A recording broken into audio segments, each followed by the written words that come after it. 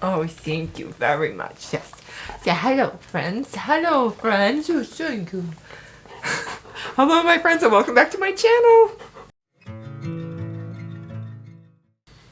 Okay, my friends, thank you so much for coming back to my channel. Today I have a recommendation video for you that I'm really excited about because this is one of my favorite types of heroes. And I have contemporary romance, dark romance, and I also have quite a few historical romance in here. So get ready, I'm very excited. So today's theme is jealous and possessive heroes. Now, I absolutely adore a hero who is very possessive of the heroine, and usually my taste for that tends to run in ways where it is not always over the top, like maybe you would find in a mafia romance, although I do have some mafia romance in here. But I think that this works specifically very well in contemporaries and historical, where it feels like it's more of a real life issue and the hero just like cannot bear the thought of anyone else touching his woman. So let's go ahead and get into it. The first book that I want to mention, and the one that kind of inspired this video, is Twisted Lies by Anna Huang. Let me just tell you, the second that I started reading this and got Christian's point of view, I was like, wow, this is quite possibly one of the best examples of a very possessive, not necessarily jealous, a little bit jealous, but also like extremely protective hero that I have ever read. Like, this man literally is going to do whatever it takes to protect his woman. He doesn't want anyone else touching her. Like, the thought of a man even smiling at her, like, sends him into, like, a spiral. And, it's fabulous, let me just tell you. So this is the last book in the Twisted series by Anna Huang. This is very popular right now. It just released on June 30th. I've talked about it a lot. I love this book so much. And one of the main reasons that I love it is because Christian is an ultimate possessive, protective, jealous hero. And this romance, their chemistry is so strong. The tension between them is so delicious. I just ate this book up, even though it's nice and chunky. So the basic premise is this is a couple. They're not a couple at the beginning of the book, but the heroine is living in the hero's apartment building and she has a stalker. They have a fake relationship, and of course this man is going to find this stalker and protect his woman, and it's just fantastic. That's the basic gist of the plot. There are a lot of other things obviously happening here, but I adored this book. And if you love a jealous and possessive hero, a protective hero, you gotta read this for sure. Okay, a book that I just recently read, which also made me realize that this is something that I dearly love in my heroes, is A Deal with the Devil by Elizabeth O'Rourke. This is the first book in her Devil trilogy. This is a contemporary romance, and this one is my favorite in the trilogy. This one is about our hero who is a surgeon. He's a plastic surgeon, very, very, very well-known, very famous, and he lives the kind of life where he's often participating in bad behavior and he needs a personal assistant to sort of clean up his messes and send the women home in the morning, you know what I mean?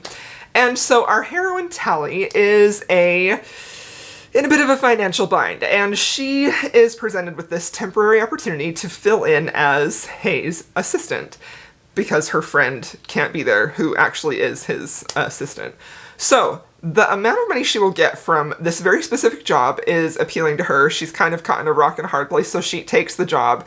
And this book was fantastic. I think this hero is definitely a little bit like, so like this is a sort of extreme example of a protective, possessive, jealous hero. I feel like Hayes is a slow building type of hero like that, because when the book opens, they have chemistry, but he doesn't really necessarily feel ownership over her or feel like she's mine, but that builds and builds and builds throughout the book. This has excellent banter. If you love banter, you are going to love this book. It has delicious chemistry, tension galore, and it is slow burn, and I just adored this book, and I was chuckling so many times because I'm like, oh yes, Hayes. He just could not stop himself from calling her mine, referring to her as mine in his head, and it was just a great time. I loved it so much.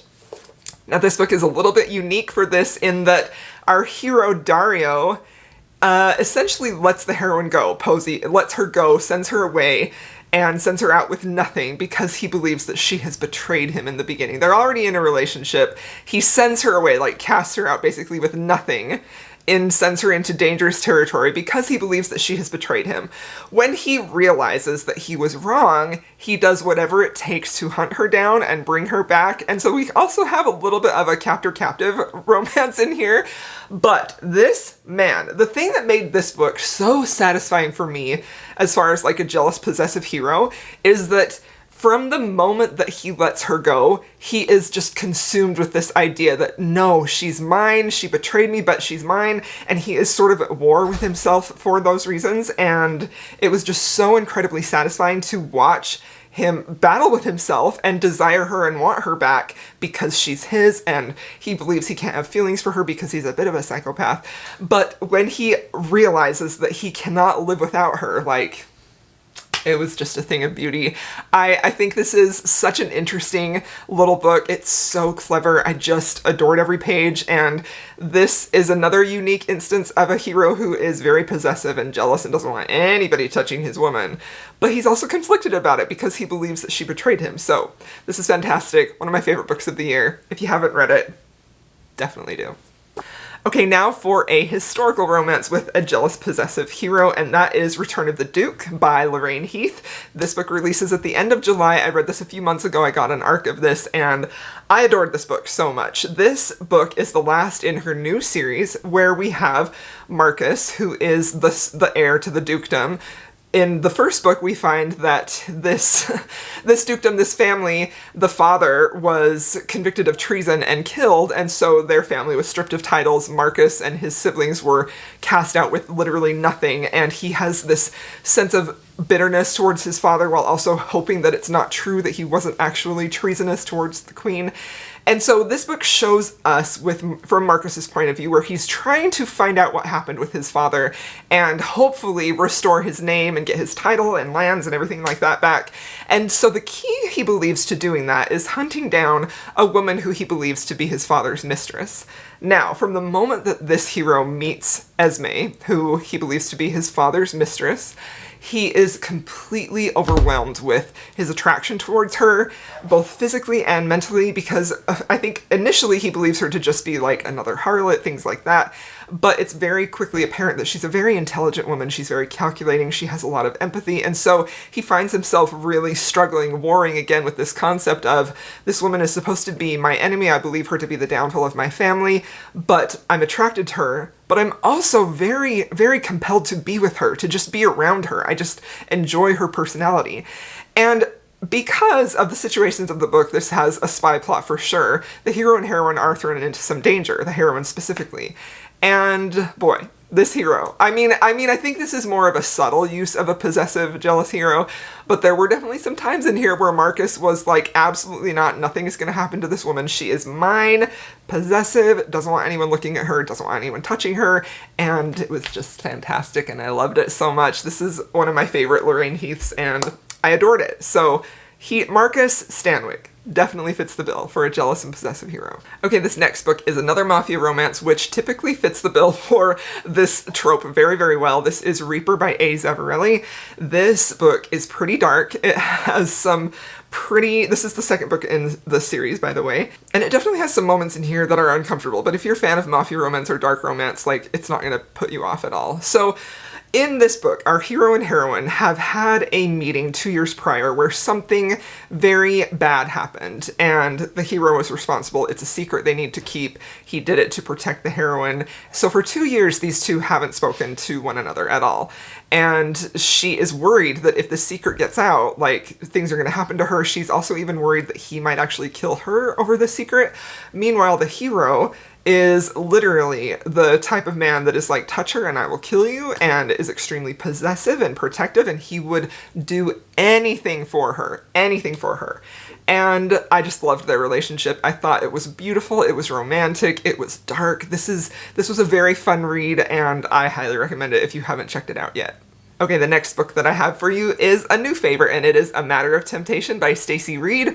Simon, our hero in here, is one of my favorite historical romances heroes that I have read in a very long time. The basic premise of this book is that our heroine, her family, her and her brother, they're in, you know, a really bad financial situation. Their home is crumbling, they need money, and they don't know how to get it. And so she ends up deciding that she's going to try and find employment. And she finds a job as a secretary with Simon. He's the only man who would even dream of hiring a woman. And so they start working together. They're thrown into close quarters with one another. Their initial meeting was one of the most compelling meet-cutes I've ever read in my life. And this man is another man who is very conflicted in his feelings about the heroine, believes he can't love, but finds himself to be incredibly drawn to her, feels this strong physical desire for her, and finds that he is thinking about her again and again, and he's surprised at the strength of his physical attraction towards her because he recognizes that it's not just physical, he's also attracted to who she is and her mind, and everything about her just completely consumes him to where he becomes obsessed with her in the best way possible.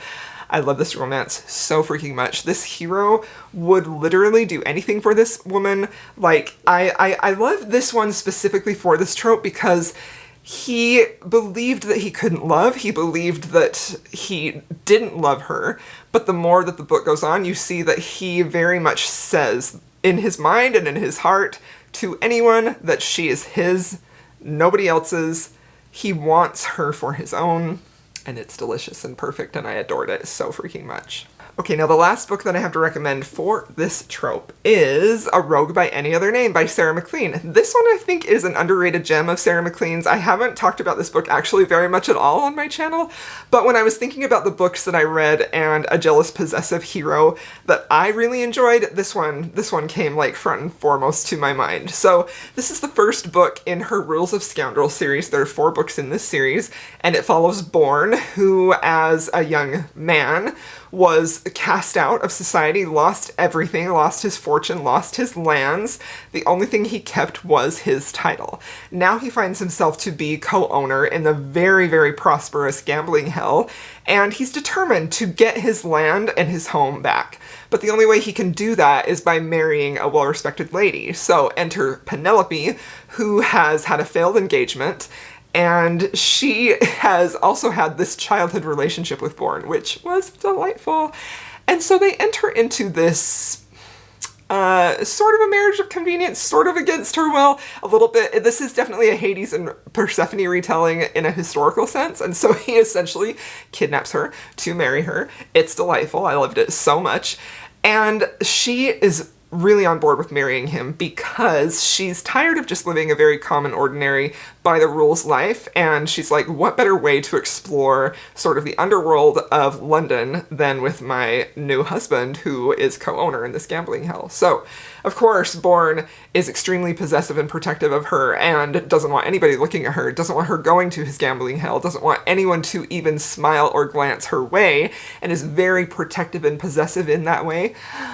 Oh, I loved it so much. So this is a fantastic just story overall. I think this is a truly enjoyable Sarah MacLean historical romance, and this hero fits the bill for a possessive, jealous man, sometimes in understated ways and sometimes in over-the-top ways, and this book also has one of my favorite intimate scenes involving a stained glass window. I love this book so much. This was the first Sarah MacLean book I ever read, and so for that reason it's very near and dear to my heart, but Bourne can be a little bit... Well, if you're watching this video and you love a jealous and possessive hero, you're going to be on board with Bourne. But for some readers, he's a little much. I adored him, and I adored this book. So, alright, there you have it, my friends. Thank you so much for watching this video. I hope you enjoyed it.